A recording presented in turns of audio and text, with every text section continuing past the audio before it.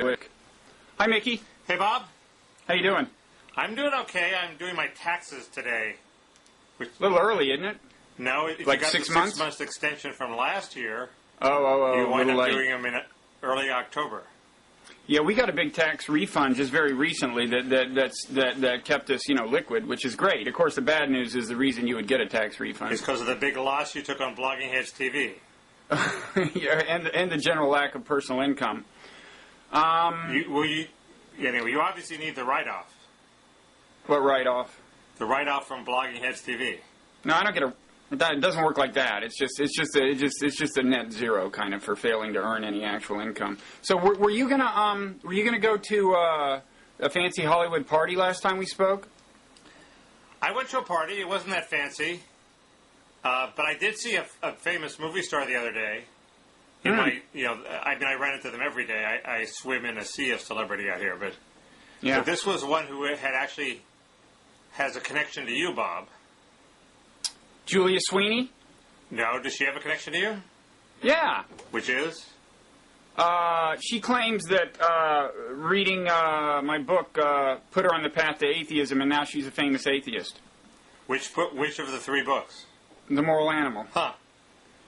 But that was not its intended effect, I don't think. Not exactly, although I didn't really get into religion one way or the other. But I told her that I'm going to lead her back toward God. Yeah, okay, good. No, this was the same book, but a different Hollywood celebrity. Somebody who man who started a big movie and was actually assigned your book. Oh, Keanu Reeves. Keanu, yes. Keanu, sorry. Oh, damn! There goes. You blew it. There goes my relationship with Keanu. Wait, I hate to be self-indulgent, but can I complain about a major misfortune I had? Okay. Do you mind if I diss Keanu in the course of this? I don't mind, but he's not going to read any more of your books. I don't think he read the first one, frankly. So let me tell you the story. It's true. In the Rolling Stone interview about the making of The Matrix, he said he was assigned 3 books to read. One of them was The Moral Animal. That's all true. And Kevin Kelly's book was another one. Out of Control, I think. And so then they make the DVD about the making of The Matrix. Now, this is something that goes to all these Matrix groupies. And, of course, if you could get Keanu Reeves to mention the name of your book in that thing, right, the official DVD about the making of The Matrix, you'd sell a lot of books, right? Then you would have a lot more taxes to pay, yes. Yeah, okay. So, if you look at that DVD, he says, yeah, we read 3 books. I was assigned 3 books. He mentions the first 2 correctly with the titles, and then they do this weird cut where it becomes clear that he couldn't think of the name of mine, and he said, and they do, it's clearly a cut in the audio track as well as the video, and they're showing the books. They were going to show the book. And it says, and he cuts to, and he says, and then there's a cut, he says, evolutionary psychology. And he clearly couldn't remember the name of the book. And what they show is a book called An Introduction to Evolutionary Psychology or something. Man, that is a huge beef. No, I mean, I am, this really actually put me kind of on the path to atheism. I thought, would an omnipotent and benevolent God do that to Bob? Well, no, but there's obviously an omnipotent and malevolent God. I mean, that's why I'm not. That's why I'm not an atheist. I think there is possibly some sort of higher purpose unfolding, and it just may not be good. You're a marked man. They're out to get you. But this is a true misfortune. Well, if it's any consolation to you, he wasn't looking too good. I'm glad to hear that. He's a little porky. He's got like a double chin and scrappy as he beard should be. As he should be for derailing my career. I'm sure he can whip himself into shape for any movie role, but he was shopping for art. Yeah. And you saw him in a gallery, one of the galleries you frequent? Well, there's a big opening over at Bergamot Station. He was touring, walking around the galleries. Do you think the hardcore policy wonks are growing impatient with this banter?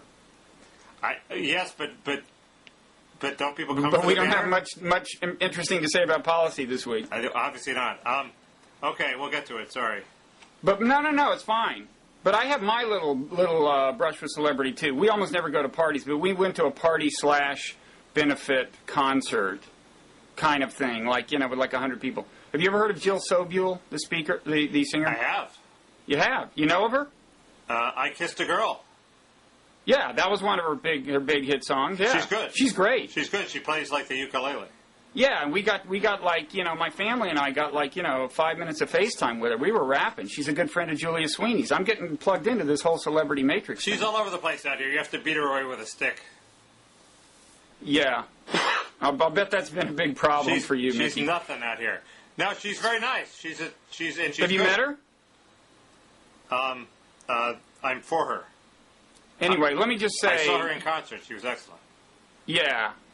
Well, I got FaceTime, man. But let me just say, she's a lefty, so you wouldn't like a lot of her clever lefty songs. But there's one song even you would like because it's about unrequited love, and you love these songs about unrequited love, right? It's not weepy the way you like them. It's actually witty, so it may be a little kind of over your head. Books, yeah. But I will link to the YouTube of her doing it. I defy you to listen to it twice and then tell me you don't love it, okay? Okay, no, I think she's good. She is a lefty. She's a wild lefty. Total lefty. Great, brilliant, funny, great singer. This is a great song, Mexican Wrestler. You should have her on Blogging Heads. I should. She might do it. She might. Now that you of course, have that wouldn't be a good sign if she was willing, but... Now that you have David from John Alter on, you're moving into a higher class of people. Yeah, in fact, I have a little bad news for you, Mickey, but we should handle that offline after the show, probably. Okay, that's always... you should do that on a Friday, though. Well, that's 6.5 minutes. I think we can call it a day. we were going to talk about the strike. Yeah, a little late, but this happened right after our last conversation. The UAW strike and rapid-fire settlement with GM. And you are a noted authority on both unions, which you more or less despise, and automobiles, which you like. So go ahead, take it away. It's one of those things where people expect you to have an opinion, so you have to have an opinion. It's pretty clear this was a win for General Motors. The strike was just a for-show effort, I bet, to make it look like the union had wrung some concessions from GM and to make it look like they were making a show of force, but really they were making intelligent concessions. The union was. The union leadership has been enlightened for a long time. Meaning they understand that they're in a weak bargaining position? Yes, and they understand they have to get rid of all these work rules and all the crap left over from the heyday of unionism in the 50s. But the problem is the UAW is very democratic, and the locals have the power, not the national union. So the national union would want to get rid of the work rules, and the locals would say no way, and the locals would win. That's the basic problem.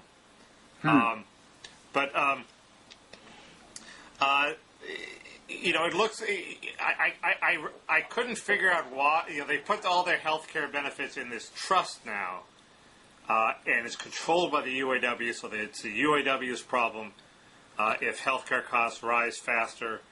Okay, that's my question. I mean, the coverage, the news coverage, was all about this is a major break in the relationship of these companies to healthcare. They've set up this trust, and that moves healthcare off the books of GM. It made it sound almost like an accounting maneuver, but I gather what's happening is they're making one big lump sum payment to get this trust started, right, and then what? The UAW is responsible for it thereafter, or what? Yes, and the big lump sum is about $10 billion less than the expected liability. Right. So the UAW is going to have to take the responsibility of doing whatever cost-cutting measures are necessary should the trust fund fall short. On the other hand, if they invest the trust money wisely, maybe it'll grow to be greater than the liabilities. Who knows? The interesting question is, but I guess it caps General Motors' uncertainty, which, regardless of accounting tricks, is something that they welcome. The interesting question is what this is reduced due to their incentive to lobby for universal health care. Previously, the big Detroit automakers were major lobbyists behind universal health care because they wanted to get this cost off their shoulders. Now they don't really care. Well, if GM has a provision in the contract, and I don't know what the truth is, that lets them get money back if Congress passes universal health care, then they can have their $31 billion back, then maybe they would be lobbyists. But clearly they're less lobbyists, less strong a force. They have less incentive to lobby for universal health care than they did before, and the UAW has much more, because they're caught holding the bag. But before they had both, before the Democrats had both behind them, and now they only have like 1.5. So it seems to me that's a possible bad consequence. That would be a bad consequence. This is there are all these stories about how this cuts GM's cost disadvantage versus the Japanese transplant plants like Toyota and Honda, which build cars in America, in half, and may even reduce it to 6% eventually, because eventually this lets GM hire a lot of new hires at market rates, not union rates, and so it creates a sort of two-tier structure apart from the core production workers who are sort of an aristocracy now, and it lets them buy people out, and so in theory this helps them close the gap, but it doesn't eliminate the gap, and the gap is only going to grow wider because the Japanese aren't standing still. Honda's opening a plant in Indiana that's going to pay $15 an hour instead of the $28 an hour that GM pays. So they've caught up with where the transplants are now. They haven't caught up where they're going to be maybe in 5 years. And as long as those transplants exist and are non-unionized, it seems to me it's just give back for the UAW. Well, this is what's kind of sad about the whole thing from the point of view of the workers, I mean, I understand it's all the kind of inevitable consequence of globalization and free trade, which by and large, I support, but it is, this is just kind of an inevitable ongoing erosion of the bargaining power of the unions and of how much money they make. It was nice having unskilled work that paid, $80,000 to $100,000 a year, but $15.85 isn't chopped liver. $15.85 an hour with some benefits on top of that isn't. That's more than most unskilled workers get. It's a good job. That's like $30,000 a year. People Mickey. are taking those jobs. That's like $30,000 a year. Two of those together, and you can raise a family in Indiana. In Mexico, maybe. It's funny. I was just listening to this lecture by Paul Krugman about how the skill differential, that is to say, the income differential between low skill and high skill jobs in America has been growing pretty rapidly lately, and is bound to continue to thanks to globalization, I gather. You mean the pay for skill differential? I think that's what he meant. Yeah. This is a lecture at Princeton. No, such is life in the information age that although he probably lives about 5 miles from here, I was listening on an MP3 to a lecture he gave in London. Oh, okay. People have known that for decades. That was in my... Yeah, no, I know. I was just catching up on the data. That was in my book. The overall theme of the lecture was how he was much more bullish about globalization, although he still supports free trade. Increasingly, his main rationale for doing so is the plight of workers in Bangladesh, because in places like America, it's so ambiguous. And not only in America, but in some developing countries, it may be associated with actually growing income inequality. And you, with your acute concern for social equality, might care a little about income inequality because the two are related. Well, I do care a little, but I think income inequality has a small but definite effect on social equality. But if we stop the wave of low-skilled immigrants, it seems to me unskilled wages have pretty much hit bottom. I don't quite understand how they keep going down and down and down, but maybe they do. There's some unskilled jobs that have to be done in America. Those jobs... Service jobs. Right. So you're a gardener. So if that labor market tightens, as I suspect it will, those wages will go up. Yeah, but that actually works against your cherished social equality, because these service jobs are often put you in this kind of medieval subservient position with respect to you're doing the yard for this person, as opposed to working with your colleagues to produce some product that you're proud of, which seems to me a little less demeaning. I don't know. No, I agree that that's a potential problem. There's sort of counter trends to professionalization of services. It's not all clear that there wasn't a class divide between white collar workers and blue collar workers at General Motors. I think there was tremendous bitterness and resentment. Maybe that's been abated lately as Japanese-style techniques have taken over, but it's not clear Well, that world was... but the wage differential between blue-collar and white-collar within any corporation is actually growing, so I would think the resentment is growing. It's just that now sometimes the blue-collar jobs aren't in America, well, and so the resentment may not be the same. The white-collar jobs don't exist. Those firms are being hollowed out by computers. Well, and not only that, but some of the high-skill white-collar jobs are, of course, being outsourced themselves. I mean, you know... It just doesn't seem... If unskilled wages rise, if the labor market tightens, it seems to me we won't be... It seems to me that's definitely good for social equality, and if it shifts more to services, well if unskilled wages... come up with ways to eliminate the toxic, inegalitarian effects of that. If unskilled wages rise, I'm all for that. But anyway, that's why. But this is why the UAW is desperate for this card check idea, because unless they can get Toyota workers somehow in a union, they're screwed. We had a good card check debate or two that we should remember to link to. It was months and months and months ago. It was a terrible card check debate. It had Ezra Klein in it. Well, there were actually two, and you predictably would degrade whichever one involved Ezra, but I think there was also one involving Henry Farrell. We'll link to whichever ones exist. Okay. Anyway, that's my take on the UAW. Okay, and now on to... one quick question. Can we at least count on the Toyotas continuing to build plants in America for these relatively low wages? When those factories started coming here, like in the 90s, I think it was a political maneuver to head off protectionist sentiment in America, wasn't it? I mean, in other words, do the economics of the situation really justify the Japanese companies building... No, but then America became sort of a low-wage producer in comparison with Japan, I think. And now we're really low-wage with the dollar, I think. So you think the economics will keep these 30,000 a year jobs coming, which is, I guess, better than pretty much drives them to Mexico at the moment, where they seem to be doing a very good job of putting together Fords, for one. So, I would expect more of that to happen, but not completely. Okay. And now, are we moving to, from here, are we moving to Iraq or Burma? I think we're moving to Burma. That's unfortunate, because I was supposed to have something intelligent to say about that, and events precluded my acquiring the requisite knowledge. There was an article on in Foreign Affairs on Burma that mentioned that I thought, what do we care about Burma? I mean, one would hope that the Burmese people free themselves of an oppressive military and brutal and deadly military dictatorship, but they're not going to get the bomb, or they're nothing that we should worry about. And then it turns out in this Foreign Affairs article, it says they actually are thinking of getting the bomb.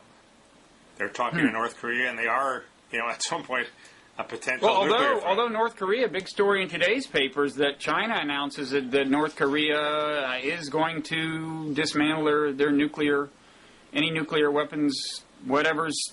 I didn't have time to read the piece, but it's apparently very good news within a year or something. And now may or may not happen, but things have been moving in the right direction in North Korea, and I think China has been a big player there. What you were going to say, and China has leverage over Burma, of course. What you were going to say is that you were embarrassed by Burma because it seems to be the exception to your doctrine that the forces of the internet and free information flow inevitably tend to breed democracy. To the naive observer, Mickey. Right. It might seem that way. It does, yes. Yeah, I mean, I have been big on the kind of liberating effects of information technology, arguing that political liberty tends to be favored by the information age. And now, of course, as you know, I mean, there was this hopeful period in Burma, and then there was this kind of crackdown, and now it's kind of not so clear, and it's not clear that the forces of good are going to prevail, and some people have gotten killed and I guess jailed and stuff. And so the question arises: what happened to magical information technology? Well, it gives me a chance to clarify two key qualifying points in my overall argument. First, I would say that, to be clear on one thing, I've never argued that the way it works is that information technologies spread knowledge about, Thomas Jefferson and John Stuart Mill, and they send copies of the Declaration of Independence. That's never been my argument at all. Right. I've viewed information technologies as organizing technologies, so people with grievances can organize, and to the extent that the information technologies pervade the society, as they do certainly in any kind of modern society, that should give you power relative to the government. And Burma's a good example, because what started this, I think, was, I believe, it was, it was not some high-minded dissertation about civil liberties that was spread over the internet. I think it was a hike in food prices, I think, some kind of rise in the cost of living that annoyed people, and the annoyed people started using their information technologies to get together and coordinate. It's kind of ironic, actually, that it would be food prices if it was, because the Buddhist monks in the forefront get their food for free by begging. But anyway, you have to argue that democracy is the form of government that will make most people satisfied, because otherwise they would be they'd be able to efficiently organize their grievances and change the system, right? Good chance for another clarification. I'm not sure I've ever put the argument in terms of, democracy per se. I generally use the term pluralizing. What happens is that the government, people, at the grassroots level can express their wishes more forcefully, and you would hope the government would be responsive. Now, I do think in the long run that's going to tend to lead to democracy. But you take a case like China right now, it is definitely more pluralistic than it used to be. People are having a better time expressing major grievances. The government, however awkwardly, tends to be responsive to these grievances. And again, there are these material things like, you polluted my lake, you took my land. And again, you're seeing the role of cell phones in organizing, riots and stuff and protests. But the key qualifiers, the other thing I've never said is, inevitably the political liberty prevails. What I've said is it forces the information technology forces the government to choose between granting more liberty, being more responsive to people's interests, or sacrificing large quantities of prosperity. You see that in the extreme case in North Korea, where they try to deprive their people of information technology altogether, and they're just condemned to epic poverty because they can't participate in anything like a modern free market system. In Burma, you saw a qualified version of that, where, there's clearly some information technology floating around, and it was the dissemination of information about the protests and so on within the country and beyond the borders that you saw, and that was important. But what the government then tried to do was actually kind of shut down the access, seal off Burma from the internet for a while, and that carries a price too, because one thing, we're doing this redesign, Blogging Heads, and I've been claiming that forever, but may actually get launched one of these days. But anyway, you inevitably do wind up dealing with some people in other countries, including like computer programmers and so on. And if you're looking for somebody to do that kind of work, and it's a country that every once in a while shuts down the internet, you're just you're going to kind of cross them off your list. So even this argument minor is independent of the argument that you need democracy and free minds to achieve prosperity. This just says that the tactical consequences of cracking down on disgruntled citizens is so great that it screws up prosperity. Yeah, no, it's not that you need the democracy to get to prosperity. It's that to get to prosperity in the modern world, you have to both disseminate, you have to give people access to the latest information technologies, which are intrinsically decentralizing of power, okay? And you have to keep access to the larger world open. That's the recipe for maximizing prosperity. So, and then if you do that the economic power you're giving people also amounts to political power when it comes time to express their interests, because the same tools they need to be prosperous can be used to express grievances and coordinate with people who share the grievances. That's the argument. Aha. But you wouldn't need the first argument to say that the result in places like Burma will inevitably be, of the internet and information technology, will inevitably be democracy, because the mere fact that it lets people express their grievances effectively will achieve that goal. No? Well, I'm not saying it's inevitable anyway. I need that link to make the argument that a government has to choose between granting political power to the grassroots, that is, opening access to information technologies, or sacrificing prosperity. Right. Okay, that's just that's all I'm saying. That's the choice a government faces. At some point, doesn't the crackdown become so brutal that it justifies military intervention on humanitarian grounds? It becomes remote. Oh, you mean should we invade Burma? Yes. Not at the moment, I think. Marty Parrish would be for it. Well, okay. Then he's consistent. If we had a big enough military, I mean, it does seem to me that the human rights rationale for invasion is capable of being stretched to cover the situation. Well, I mean, I think there are probably worse cases than Burma right now. If you wanted to go in order of deprivation of human rights and just oppression generally. I don't really know for sure, but you'd probably think Zimbabwe. You might think North Korea. I don't know enough to say, but I don't think Burma's at the top of the list. But anyway, we've learned a thing or two about the complexities arising when you invade countries, I think, lately, which could be a transition to our next subject. Okay, we can do that. If you have something else to say, I mean, I fear I just gave a boring sermon. You gave a sermon, but actually it clarified things for me. No, that's the argument. Going back to my book Nonzero, like 7 years ago, this is the way I framed the argument. I'm not saying it wasn't boring. I'm saying it clarified things for me. But it wasn't. I'm not saying you said it wasn't boring. We can talk about Iraq? Yes.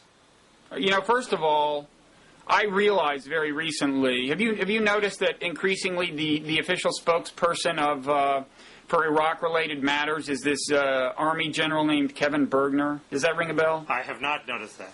I heard him on NPR today. I hear him all the time. I realized it's this guy I went to 9th grade with, and I remember one utterance by him, exactly one, and it's the following one. He's now the official spokesperson on Iraq, and this was on Fort Sam Houston. We were both Army brats, and he was more of a jock than me. He was in the football and basketball program. I was only in the basketball program. He was kind of like well-built running back.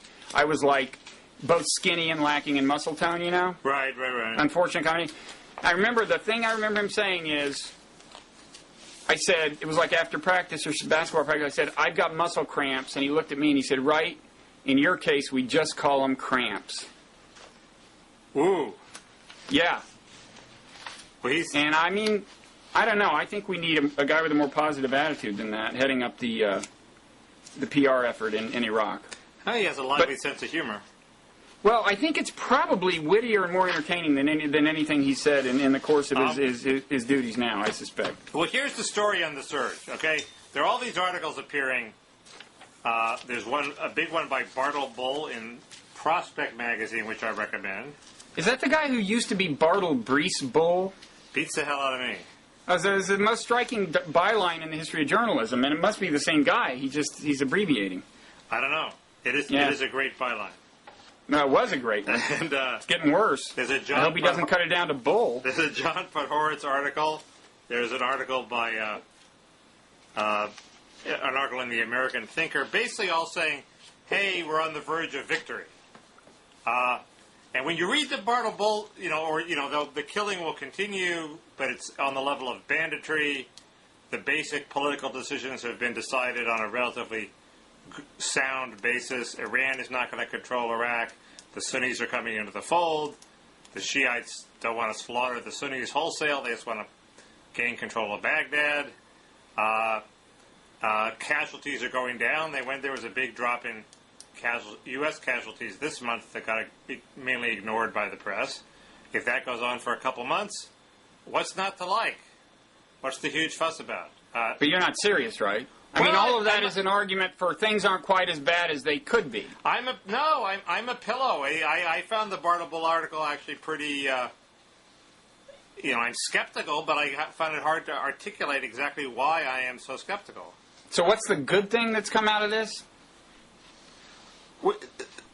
That's better than it was before we invaded? Well, no, it's just not. I mean, it's a state of affairs that is not that bad, and probably worse than if we, defied the Iraqi government's wishes and pulled out.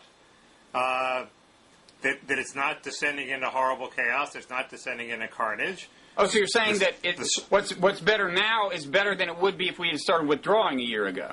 Yeah, the argument is that it's a reasonably stable, outcome that doesn't involve a lot of people being killed. Right, but are you saying the war on balance is starting to look like the war was a good idea? No, I'm saying the surge is working and turning what would seem to be a disaster into an acceptable ending. But when he titles his piece "Mission Accomplished," I mean, he's using words like victory, right? He doesn't use words like victory. He basically says, he would probably argue that Iraq is in a better place than with Saddam, but he doesn't really do that in his piece. Mission Accomplished is the title of the piece. No, I understand, Bob. And here's a sentence from it that kind of made me almost start laughing out loud. The mission in Iraq may be on the way to being accomplished, but it has clearly been imperfect and costly. Yeah, I've sensed some imperfection, in the way this war has played out. I think that was a good to be sure sentence to stick in there. This tells me that you didn't have time to read the whole piece. You're right. I know. I got that far, and I thought, is this a joke? I mean, seriously, is the whole tone of it was like that? It's like, is this a practical joke? Is a sentence like that a joke? Well, it's been imperfect and costly. I'd say that's safe to say, yes. Well, he says 80,000 to 200,000 Iraqis have been killed. This guy has been in Iraq. He was embedded with Sadr. The secret key to this article is that he's pro-Sadr. He was embedded with the Mahdi army, and he basically thinks Sadr is a force for good, that he's not, he's, as rumored, he's an Iraqi nationalist, that this stand down has basically... He's ratifying a sort of, he's withdrawn the Mahdi army from military operations against Americans. Basically, he hasn't been doing that for years. He's in the political process, and that's where he sees his future. He doesn't want to take over Iraq. He just wants to get a good deal. And so, because he's pro-Sadr, he has a relatively optimistic view of the place. He also makes the point, which I thought was interesting. He says the Iranian attacks are really not that important. They're just annoying, or he has some words like annoying to describe the Iranian attacks. And that leads to me to think that maybe Bush is blowing up the Iranian attacks, the effect of the Iranian attacks, because he would like to either intimidate or invade Iran. I think so. They are exaggerating. Sorry? I think the American government is exaggerating at least the Iranian role, although I don't think it's nothing. But anyways, his point is that works at cross purposes with portraying the surge as working, because in fact the Iranians aren't doing all that much to stop the surge. If that's the best you can do, Bob, to attack this article is to heap scorn on the fact that he has a to be sure paragraph. Well, see, when you emailed me, you said the victory in Iraq meme is spreading, and there are people claiming victory. I thought you meant the war has been a good idea. That's what victory means to me. Well, that's the next step. If we got rid of Saddam and established a stable Iraq that's wedded, he says they've chosen in favor of the ballot box. Mm-hmm. I mean, assuming you don't count all of the new terrorists that we've created, all the terrorist technology we've helped spread, all the populations that are more amenable to hosting terrorists, all the moral authority we've lost, the opportunity we lost to really carry the UN weapons control program to a whole new level, the taking our eye off of Afghanistan, which has now gone south on us, that and the 4 million Iraqi refugees, now 10% of the population in Jordan is sure to be resented, Iraqi refugees, and God knows, if you just count all of that, Mickey, if you just count all of that, if that's not happening and I'm imagining it, this war was a great idea. You're right. He doesn't address that. His point is that, let me read a key paragraph. Iranian-made rockets will continue to kill British American soldiers. Saudi Wahhabis will continue to blow up marketplaces. Iraqi criminals will continue to bully their neighborhoods. Bodies will continue to pile up. But in terms of national politics, there is nothing left to fight for. Basically, he argues that all the important deals have been cut and on fairly favorable terms. The point, it's better. What are you saying? To have the world hate us and breed more terrorists and have a stable democratic Iraq than have the world hate us and breed more terrorists and have a chaotic Iraqi killing field. Getting from that. Okay, but that's not relevant to the point that I thought you were just making, Mickey. You said the next step is the argument that the war was a good idea, right? Or did I miss? I'm saying I buy the next step. I'm saying you keep every time everybody says the surge is working, you then change the issue to was the Iraq war a good idea? They're two separate questions. Of course they are. The surge can change what was a total disaster into an acceptable end that was still a stupid idea. That's what this article is making. Any successful tactic we pursue from now on can turn a disaster on a scale of 10 to a disaster on a scale of 9.5, obviously. And since I have never mounted an argument one way or another about what I expect the surge to do, I don't really have a dog in this fight. I don't know. I don't profess to know. I know, Bob, but the Democratic Party has a dog because they're all for withdrawal and against the surge. And if the surge is making things better, the Democratic Party looks pretty damn stupid. Well, maybe you should get one of them on and argue with them, Mickey. But I just said to you, Are you agreeing that Democrats look stupid and that they're pursuing an old a legacy strategy of withdrawal when it might not make sense anymore? Mickey, I said like 6 months ago when there was this movement afoot to really put the brakes on hard by the Democrats. I forget the details, but they wanted to come out. Well, to short circuit the surge. I agreed with you that we jointly arrived at the conclusion that politically the risk was they were changing the subject from is the Iraq war going to be a failure, which it surely is, no matter what, to is the surge going to be a failure. So I don't know who you're arguing with here, no, but I do know that you're arguing with the leadership of the Democratic Party. So what? So that's a big deal. Bob Wright, Republican. The Democrats are different in what they're proposing, first of all. But Mickey, I just said to you, drifting toward withdrawal as they come under the influence of the Iowa caucuses.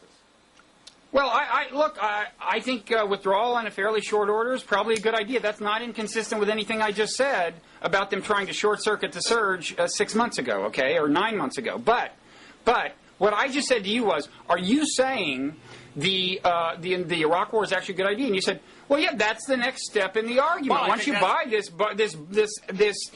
aptly named Bull article, then we're not that far because Saddam's gone. What's not to like? Why are you calling it the Bull article, Bob? You've basically agreed with it. No, I don't. I actually know enough about the thesis to actually doubt the thesis itself, which is that Iraq is going to remain unified and is showing signs of remaining unified. That's part of his argument, right? I doubt it too, but you haven't made any arguments for why we should doubt it, and I can't think of them. Well, we've talked about this. Not only is there huge fragmentation going on, but the latest policy by America abets the fragmentation. We are strengthening the Sunnis who are going to be fighting the Shiites. We are at the expense of the central government. Well, right, but I mean, there was a big argument this week because the Senate passed a pro-Biden resolution calling for federalism, and the Iraqi government immediately denounced it, so we want a unified government. And then Biden wrote a response saying, well, I want a unified government too. Well, so it turns out that the only fight between the Biden camp and the Maliki camp and the Petraeus camp is that Biden doubts that when we knit together this bottom-up strategy, it's going to work as well as if we formally sat down and said, okay, these are the Federalist lines ahead of time.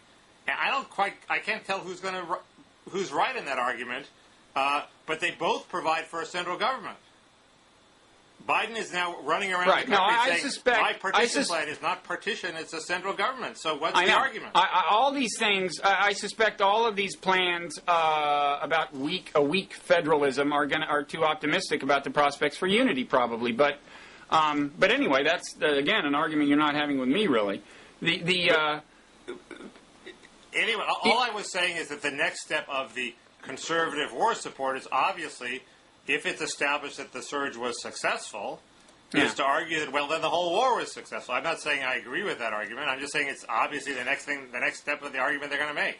Yeah, but there is a funny thing about you, and I know I have this unfortunate tendency of reducing all your positions on everything to evidence that your psyche is twisted, and I'm sorry about that. But I thought you reduced everything to the fact that I like Ann Coulter. No, that's just more evidence that your psyche is twisted. That's a reducible fact. That's not the core of the reduction. The root cause is that my psyche is twisted.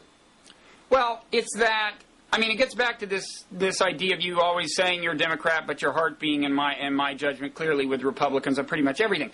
Here is a case where you say you oppose the war right before it started, and I haven't really read the blog item, but I'll take your word for that. But what's funny is, generally the way it works is that people who supported the war go around looking for evidence that really the war's going okay. And people who oppose the war go around looking for evidence that it's a disaster. And this is just human nature, you know. People want to see their judgments affirmed. Right. You, and this is just characteristic of you, you say you oppose the war, but you spend all your time looking for evidence that the war is going okay. That's just weird. It's not bad. It's just not the way the normal human brain operates. And I don't mean that in an offensive way. I don't know. Sorry. I'm a patriotic American. I'd rather win than lose, you know? You know... Wouldn't you? Well, first of all, you can hope to win without blurring your judgment about what's actually going on. Bob, so these are... There's this article, okay? It's a fairly powerful article. I Yeah, but asked you do you this- to refute it, and fine, let's have that argument, but don't... If I say there's this powerful article, that doesn't mean I'm... But every I week... insidiously want America to win, and it's warping my judgment. Every dialogue is you grasping for evidence that things are going better than we think. And sometimes they are. I'm just saying... Why? That's your instinct. I react against the media tendency, which is to talk constantly about Blackwater and Abu Ghraib and. Well, Blackwater is another major cost of this, Mickey. That's another major blight on our honor. It's more important that that the casualties were cut in half or radically decreased last month, and that Blackwater got into this ridiculous firefight. Blackwater is now being disciplined. That's a good thing. It means the processes are working. They're being brought into account. Well, it's not good. It is on balance not good publicity for us. And I think publicity does matter in the current environment, I'm afraid. Briefly, I think this is why I predict confidently as I predicted that Brokeback Mountain would flop, and I was mostly wrong on that. Although it's not completely clear. I predict that... Actually, I would call it about 100% clear, but you said it would not gross X, and it grossed X. Right. I mean, I was wrong in that sense, but it made like $75 million, and it's not clear that that's a huge success in Hollywood terms. I predict the current anti-war films will all flop, but that's a pretty safe bet. Valley of Elah, which is a good film, is doing pretty miserably at the box office. It's been out 3 weeks. It's made $3 million. And there, The Kingdom, which is not an anti-war film, but it's about the Middle East. Turns out Americans don't want to think about the Middle East. It lost to a crappy film, Comedy by The Rock. There's a Robert Redford film about Afghanistan coming out. I don't know how that'll do, and certainly... That's not really about the war, it sounds like. That's about kind of... Right, I mean, isn't the idea there that this professor says something that provokes these two students to go to Afghanistan, and I gather, they become radical Muslims or something? I don't know. It sounded horribly convoluted and reeked of desk work, but, it could be good. A friend of mine is promoting it, so I'll reserve judgment. I didn't know that they became radical Muslims, but the obvious. Well, I couldn't tell, but that's all I could infer from the description I saw. The obvious loser is this Brian De Palma film, which goes into grotesque detail about a brutal American rape. Sounds like the most interesting, at least. In this, it sounds like the Blair Witch Project kind of. It's shot in pseudo-documentary style, and they have these from several different vantage points. One of the camcorders belongs to the soldier. Blah blah blah. I predict that will do less than $50 million business. I agree with you. I don't think. I don't know why you. Valley of Elah uses some of those same techniques too. I mean, if you think about it, the anti-war movies that kind of did well critically and somewhat commercially in the case of Vietnam came well after the end of the war and the congealing that the war had been a mistake. Like Coming Home was in the late 70s. But and the cycle has been speeded up. But the point is that it's out of Not that much. sync. These are films that were greenlit a couple of years ago when it, before the surge seemed to be making things better. Now people aren't in the mood to hear, oh, Iraq is the disaster of all disasters, because things are looking a little bit up, and yet all these movies are now coming to market and they're bombing. Oh, I don't think it's that. I think these kinds of movies just are never deeply appealing to people. It's all unpleasant. I mean, triumphant war movies are clearly appealing to the human spirit, but movies that drive home the fact that your country is involved in a fiasco just don't get you standing up and cheering. They're I don't know. On a mass scale, I mean, the elites may want to go to documentaries that show how screwed up the Bush administration was or something, but that's different. I guess they have to offer some hope, like the anti-war people have to join an idealistic resistance movement that is going to change the country or something, which does not happen in Valley of Elah. That would be a good one. Maybe you should seek funding for that among your Hollywood That's the Spielberg friends. ending, yeah. Oh, is it? No, he always adds uplifting endings that are testaments to the human spirit, I think. Yeah. So we're going to talk about what? Hillary Obama? Hillary Obama, and then there was this Atkins article that we were going to talk about. Before I forget on the Hillary Obama front, explain to me why somebody like Chris Dodd is intrinsically out of it.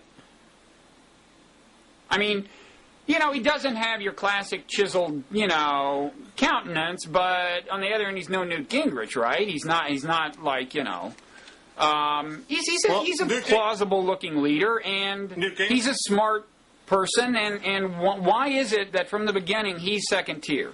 It's an interesting question. He sounds like a horrible Senate hack. And what? And Hillary's not? Well, Hillary, bizarrely, is not. Her proposal to give $5,000 to every child, I mean, it's not a new proposal, but it's a bold proposal. It's sort of bolder than anything Obama's proposed, certainly bolder than anything Dodd has proposed. I mean, Dodd is, a Senate whale. He sort of, he sort of weighs in very conventional liberal terms and muffles all disagreements, and that person doesn't make for a good politician. You think that's it? Presidential politician. But I don't think that's rule. Look. I mean, what is that different from Bob Dole? He wound up. Well, Bob Dole didn't do very well. Well, but he was the nominee. He was first tier from the beginning. Of course, he was vice president first. Right? Was he? He was a vice presidential candidate first. He was vice president first. You're right. Was he? Yeah. Well, anyway.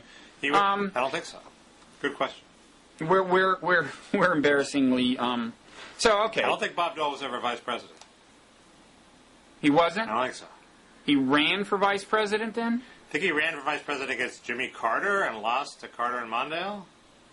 That was it, because in those debates he said something. That was when he made his remark about how Democrats have gotten us into every war during those debates, including World War II, which was a controversial complaint to register. Correct. Anyway, well, Bob Dole is funnier than Chris Dodd, and Chris Dodd may be brilliant behind the scenes. Often those people are, but he doesn't show it. In a way that Gingrich does at least show that he has, of the 10 ideas he has every day, one of them is interesting. Anyway, for the record, I am told that Coase of Daily Coast, I think he's written this, has narrowed it down to Obama or Dodd. So there. Obama or Dodd? I think that's true. Well, that's good. That's good news because it rules out Richardson. Richardson is the one I'm scared of. Scared of him doing what? Winning and putting a Democrat in the White House? Winning and then putting a Republican in the White House. He's at 11% in Iowa, Bob. That's pretty good. And he's the only one promising immediate withdrawal. The others have all said they might have troops there in 2013. That's a pretty stark contrast between him and the three people ahead of him. He should be able to use that to his advantage in peace-nicky Iowa. And the Iowans are fools. They pick John Kerry. They could easily pick Richardson. That's what I'm worried about. Yeah, I wouldn't. I'm not a big Richardson fan. But Obama and Hillary, Obama is starting to drive home with more force this basic distinction, which he was against the war, and he's starting to put it in crisper and crisper terms, and yet not yet mentioning her by name in this foreign policy speech. He he said, the quote, they should ask themselves, who got the single most important foreign policy decision since the end of the Cold War right, and who got it wrong? I think Obama can win, okay, because it's really... Can win the general if he gets the nomination, he can win them both, but yeah. he could beat Hillary in the last week in Iowa, but he's going to have to point his finger in her face. Even this is way too muffled. He has to point his finger in her face at a debate and say, "You were wrong, I was right." Yeah. That's right, but I think it's smart to build up to that moment slowly, and kind of get the crowd, the blogosphere, waiting for this moment, and get the publicity over it. And this speech, where he said this, got some publicity. Bloggers saying, "Okay, he's starting to talk. He's starting to talk." He's building ponderously. I think it'd be better to surprise her with a vicious attack from the blind side, and then it might rattle her. I mean, he's got. Oh, I'm sure her people have briefed her to death on this for long ago, but. I agree. It's a big and important credential, and the trouble is it's so simple in outline that you wonder, once he unveils it and directs it at her, how many times can he repeat it before it starts sounding, like Johnny One Note? Well, people aren't paying that much attention now, so I think he could. He's so well, far then he should wait. Crossed that threshold. Well, then he should wait. The problem is that a lot of people, like myself, were confused about that Iraq War vote, because there is an argument that, well, you were just giving Bush authority to negotiate, you didn't want to deprive him of his stick, but you were also giving him a blank check. So, yes, the course of wisdom was to say, well, we shouldn't give him a blank check, but at the time it wasn't really... Hillary has a point that it wasn't an up or down vote on the war, and what's more, a lot of people are complicit in that and don't want to admit that they, too, saw that vote the wrong way. So that's a problem with Obama making his point. Still, it seems to me that an effective attack on people generally, two effective attacks are, one, flip-flopping, and two, being too Jesuitical in trying to defend your, depends on what the meaning of is kind of thing. So I think that if she pursues that too far, he singles that out specifically. There's some seek to rewrite history. They argue that they weren't really voting for the war. They were voting for inspector.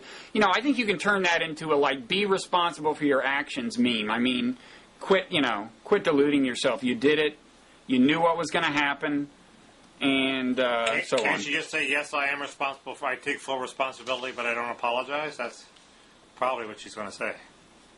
Well, I think he's wisely not saying what we need is an apology. He's saying you can apologize all you want, but I got it right, you got it wrong. That's important. The other problem is that this is retrospective. People want a way forward, and yes, he argues that how you've behaved in the past is a reflection of future performance. But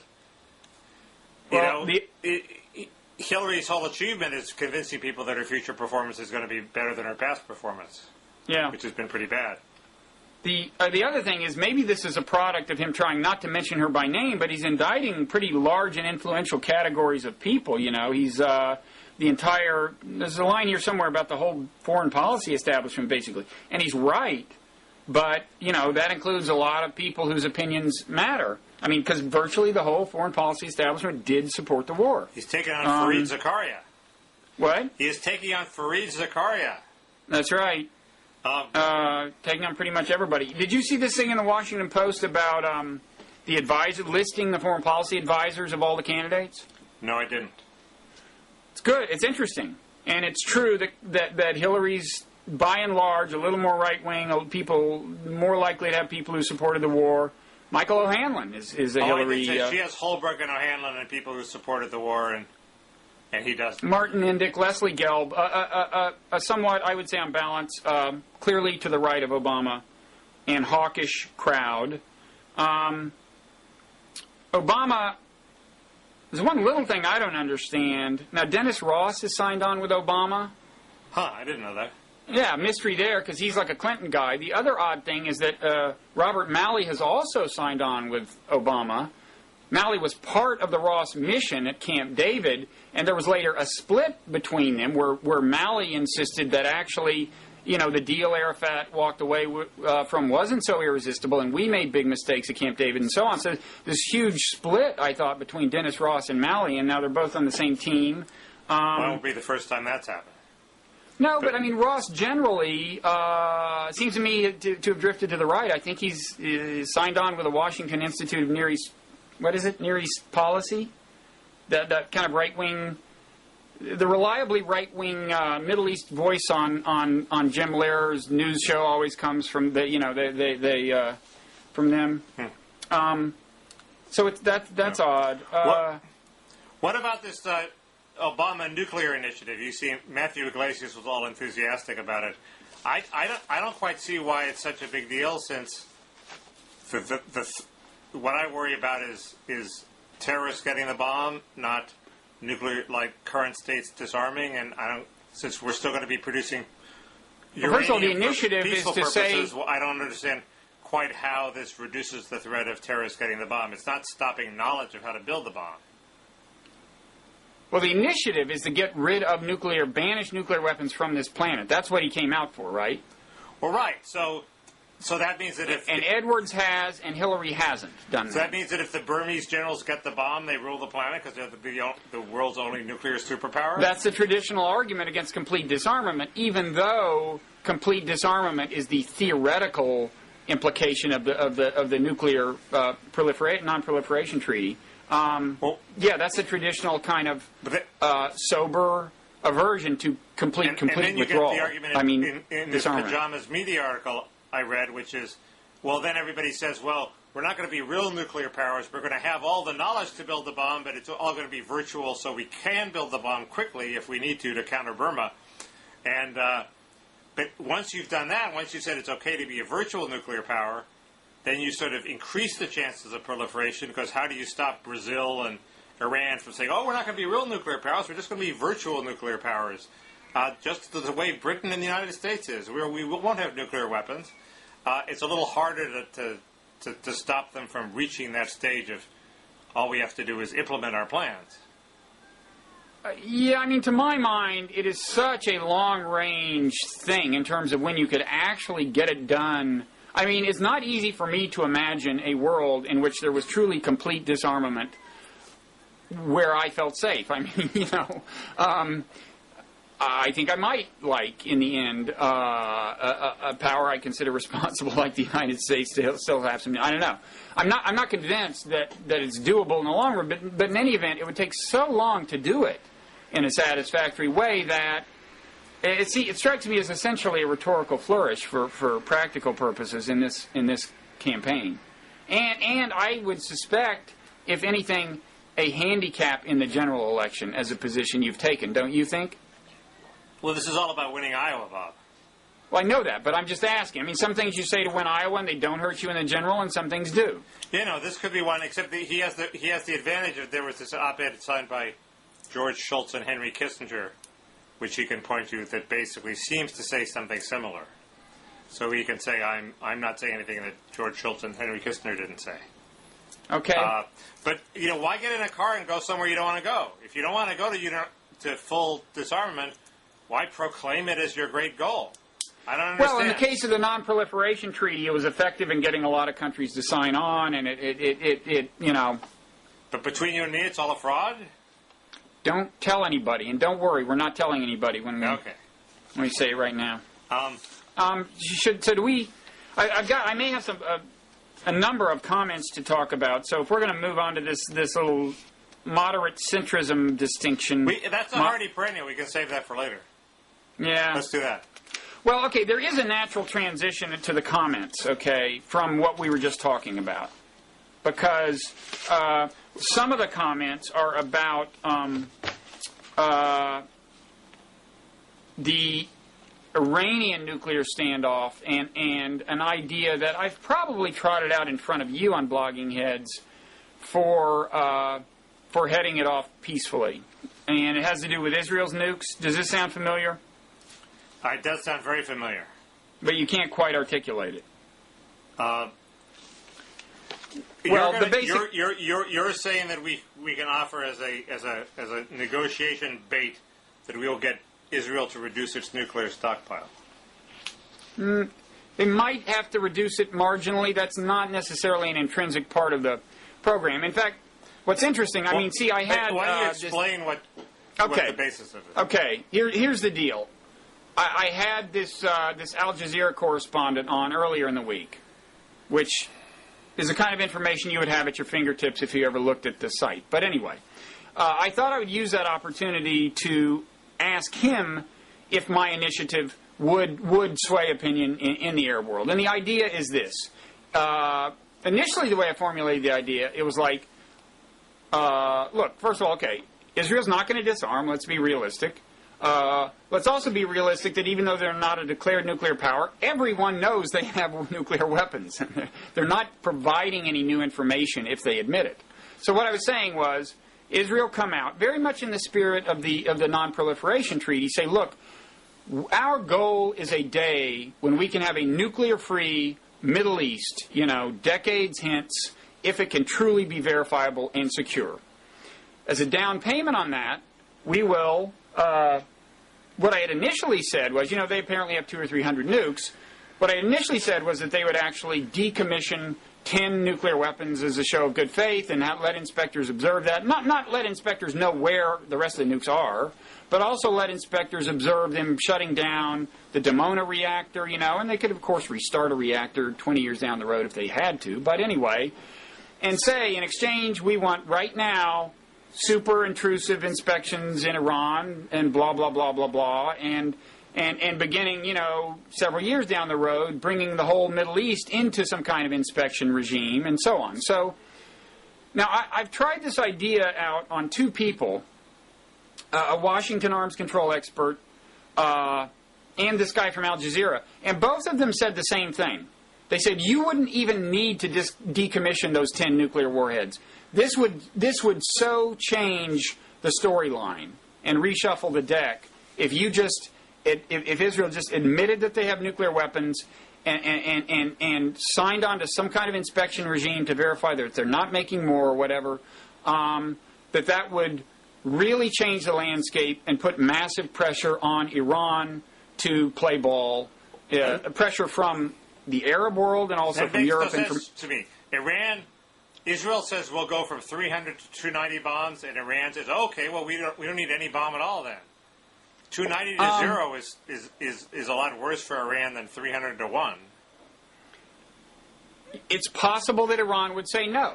What I would say, first of all, is if Israel's default plan is to bomb Iran, they're in much better shape doing it after they've made this overture, okay, than before.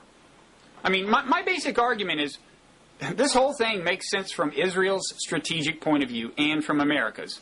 But just focus on Israel's, okay? Let's go down the road of let's do the flow chart in terms of what happens. Okay, suppose Iran just says no.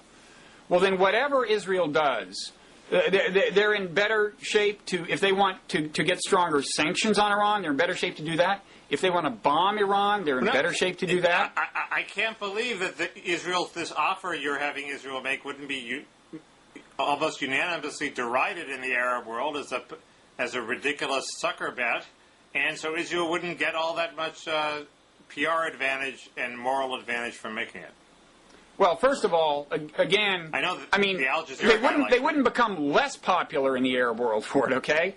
They would definitely, I think Arab rulers and elites would use it. They don't want Iran to get the bomb. They would try to make use of it to pressure Iran. It would absolutely put Europe and much of the rest of the world at least more on Israel's side than they were before, okay? But moreover, the people I ask keep saying, yes, it's plausible that this would be enough pressure on Iran, partly because it would change the opinion, in the surrounding Arab countries. Maybe it's just because they're desperate for Israel to admit it has the bomb, because then that triggers a bunch of international obligations, and they're willing to sucker you in by saying, oh, yes, this would be a big concession, when really it wouldn't. Now, what good would that? Why would they want that? Wait, what would it do for them? There's some reason Israel doesn't want to admit it has the bomb, right? Oh, well, traditionally... Okay, now we get to the comments. And so the question is, why doesn't Israel do this? Okay. First of all, I actually asked a specific viewer, Conscious Cat, because he's an Israeli, to respond. He very kindly did, but his very long post on it showed up like 5 minutes before you and I went on the air, so I haven't looked at it closely.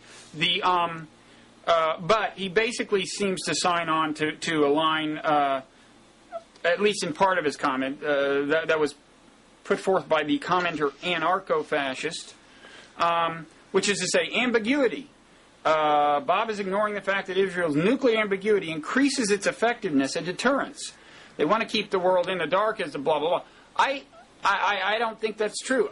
There is such thing as strategically valuable ambiguity in the nuclear realm, and it consists in not being clear on when you would and wouldn't use the nukes. But that presupposes that they do believe you have the nukes. I don't see any strategic value in that sense from them not knowing at all. What, does that in any sense make them more afraid of you? I think the reason they favor the ambiguity is very clear.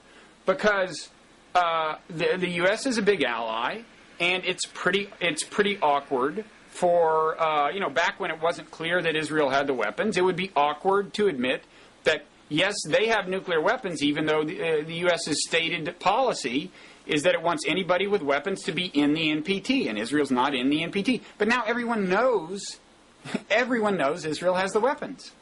So so they don't want to admit it because they don't want to join the NPT. That's why they don't admit Well, it. but the premise is they would be agreeing to. I don't know what the technicalities are for a suddenly declared power joining the NPT, whether that's possible. But the idea is they would be signing on to some international regime that would at least inspect the reactor, verify it's being shut down, etc. Maybe they don't want Mohammed al-Baradei even knowing where their reactors are. Everybody knows where the Dimona reactor is. But they don't know where they stored the bombs. I think somebody pointed to it when I was in Israel. But nobody knows really quite where they've stored the bombs, et cetera, how far... Well, you wouldn't... That you would not reveal to the inspectors, I think. Well... and besides, you can move bombs. It seems to me that the same reasons why Israel doesn't want to join the NPT are the reasons why the opponents of Israel would want them to join the NPT and would think this was want to pretend this was a big concession that would change the complexion of the Middle East. I don't see it. Wait, say that again? And it was in paranoid fashion. I'm saying you're being suckered by Al Jazeera. They want to say, "Oh yes, it would change everything if Israel would just admit they had the bomb." So Israel admits they have the bomb. They come under the NPT, and then the Arab states said, "Oh no, this isn't nearly enough. They still have the bomb," and blah blah blah blah blah. Right, but again, Israel is in stronger position then. Whatever they want to do in Iran, they're in much stronger position in the court of public opinion. And what is the big downside? And I'm, by the way, not saying that they would necessarily come under the NPT. I don't know the details. But what is the big downside? There is a clear upside. Israel says we have the bomb, but nobody else can have it, and that puts them in a strong moral position? No, they do what we've been saying, which is they say, in the extreme case, I would say decommission Tenem. But they say, look, if you were in our shoes, you would not want to give up your nuclear deterrent. There's these various people around us who seem to favor our elimination. But we're hopeful that over the course of time, we can both trust can grow and we can establish this nuke-free Middle East. I mean, I can't overemphasize how much is in Israel's and America's interest to, if there's a peaceful way to head off a Middle East nuclear arms race, to do it. Well, there are all sorts of other reasons for a Mideast nuclear arms race that don't have that much to do with Israel, like Sunnis versus Shiites. Egypt might not... Well, okay, but that's the dynamic that if Iran gets a weapon, that's the dynamic that will turn that into a regional arms race. If Iran gets a weapon, Egypt isn't going to get a weapon because of Israel. They're going to get a weapon because of Iran. Exactly, Mickey. That's why we want Iran not to get a nuclear weapon, and yet we really don't like the bombing scenario. But this just doesn't seem like that big a deal in terms of stopping Iran from getting a weapon. I don't see how... I don't know. I mean, I still haven't heard, like, a good argument against it. Well, maybe that's because it's trivial. It's not worth... maybe... No, actually, people like, people I tell in the foreign policy community, well, what they sometimes say is, well, that's a non-starter. You're not allowed to talk about Israel's nuclear weapons. Huh. Or, it's just kind of a rule. They don't argue that it wouldn't work. They just say, this is a taboo that ranks up there with, whatever. You just, It's a non-starter. That's what That's what I hear from people who know the landscape. They're not just sucking up to you because you're the powerful head of Blogging Heads TV? Well, there's always that threat. No. Anyway. You could be right. I mean, I'm basically on your side. I just, I mean, anyway, don't quite understand it. Xeus99, another commenter, said, what response would there be to Iran failing to live up to a side of such a deal? Again, the point is, however it plays out, if Iran doesn't play ball, you're in a stronger position to do anything to Iran if Israel has actually... The other thing is, it's important to just appreciate that from the point of view of the average Iranian, this is a really big question. Why should Israel be allowed to have, nukes, and yet it's verboten from, it's on their minds. How does Israel admitting it has nukes solve that problem for the average Because Iranian? they point to a day when, they won't. Okay, well... The other thing is, I just think if you get Ahmadinejad getting credit in the Arab world for doing something that was thought impossible, right, like this is, and it's seen as some kind of humiliation of Israel in the Arab world, well, that would be a case where it was in Israel's interest to seem to be humiliated in the Arab world. If that sense that getting Israel to declare this and admit it was a big PR victory, if that got Ahmadinejad to buy into it, it would be worth it. But then sometimes concessions are in your interest. It would just convince Ahmadinejad that the nuclear threat is something he should hold on to because it's produced results. I don't know. Yeah, but it would it would not produce this result. Israel would not let the inspectors in. They would not shut down the Dimona But reactor. you're saying They would not do this Ahmadinejad stuff. would see it as a big victory. It's a big victory he got by threatening to acquire nuclear weapons. That would imply that the last thing he should do is to stop threatening to acquire nuclear weapons. Well, I don't know. I mean, the pressure from Arab elites would be for him to cash it in at the moment. And I don't know how much leverage they have, but if you could make cashing it in seem like a PR victory for him, I don't know. What's anybody else talking about as the alternative? I mainly just, it's like amazing how uncreative people are in thinking about this stuff. It's like you're just not allowed to talk about this. Generally, focusing on the things that the Israel lobby doesn't want you to focus on is probably a good strategy. I agree. So, what you're saying? You're saying focusing on it is a good idea? Yeah, focusing on the verboten strategies that maybe if you make them unverboten, that ends a roadblock. Yeah.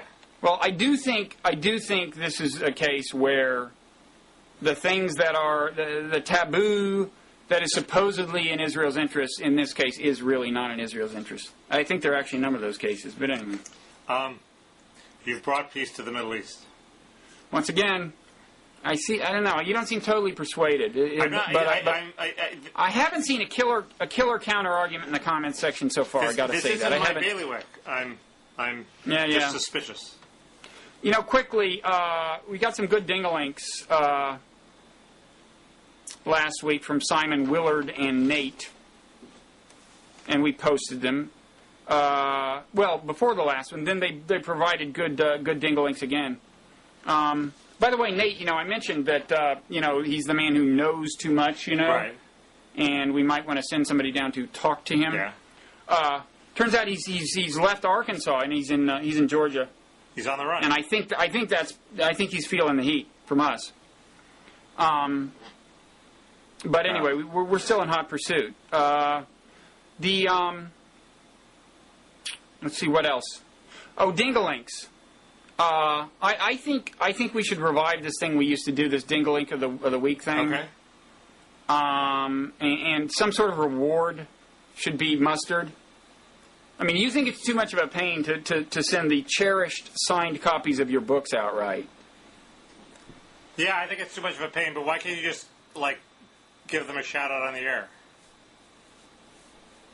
I don't know. That's not enough. Well, compared to one of your books? I think that's more important than one of my books. You could send 5 signed copies to me, and I would send them out one by one. Oh, I'm with that. Oh, that's fine. Okay. I think so. Next time when we choose Dingalink of the weeks, Like they'll get to choose whether they want a book from you or a book from me. You should give it a prominent place in the redesign. The Ding-a-Link of the week should be right there. You read my mind. You read my mind.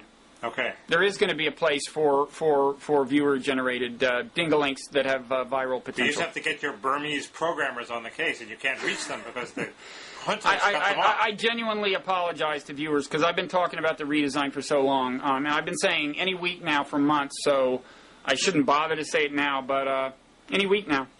Well, so there's that. It's also a little hiring thing.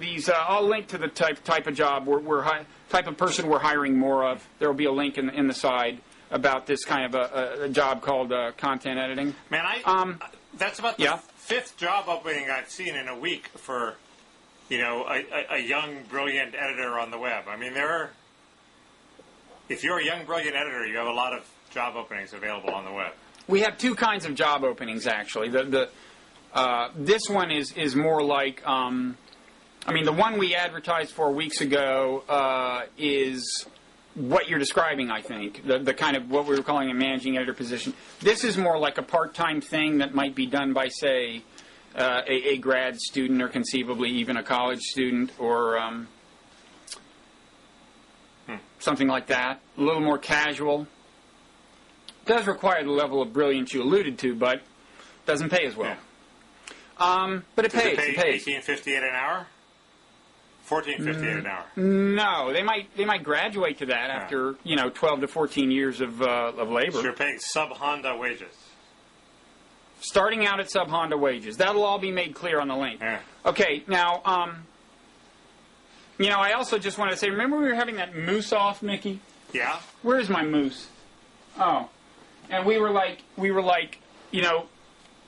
your moose is bigger than mine. We were like holding him up to the camera. My moose is bigger than yours, holding him up to the camera. I remember that. The viewer B-Rad thought that had homosexual undertones and created a ding-a-link. Undertones? He says, who would have thought that a dialogue with Mickey would have more homoerotic undertones than a dialogue about gay marriage? He created this ding-a-link to it because he thought, my moose is bigger than yours, and so on. Anyway, Blog and Noggin created a ding-a-link to much the same content, overlapped. And for what it's worth, I'm not implying anything, no undertone here, but Blog and Noggin's ding-a-link is longer than B-Rad's, Mickey. It's also faster. He did a 1.5. There's so many bad jokes there, I'm not going to go near it. And, but anyway. Speed is not the most important thing. I didn't even know what you're talking about, but we're over the limit again. Okay, well, I would finally say, I wonder if Blog and Noggin is feeling the heat a little from is it B.J. Keefe who was so prolific in the last month or so? I don't know. Blog and Noggin is the home run king. I mean, he's the most posts, and I don't know. I have to go get a refill of my 7-Eleven coffee, and you know why that's going to be useful to me? Tell me. What country do you think the people that run my 7-Eleven are from? Is it in South Asia? You betcha. Is it India? Burma. Burma, really? I have a Burmese 7-Eleven. Do you talk to them about current events? No, I don't, but I intend to. Okay, well, you're going to actually do that and report to us 2 weeks from now? I don't promise it, but I'll give it a shot, yeah. No, you should. They'd be happy to talk to you, I'm sure. Ask them about the role of information technology. Are they able to, stay in touch? When the government tried to shut down the internet or whatever, were they able to get the news from inside? I'll ask them. Okay. I don't know if they're democracy activists at the 7-Eleven. Oh, I think so. They're yeah. I think you can bet on it. Okay, they do play good Burmese rock and roll. Okay, so now remember, when I put this Jill Sobule YouTube link up, you have to watch it twice, this song twice, and I defy you to come back and tell me you do not love this song. It's a great song. I like Jill Sobule. I probably will love it. But you're going to love this song. Cool. Your kind of thing. Okay,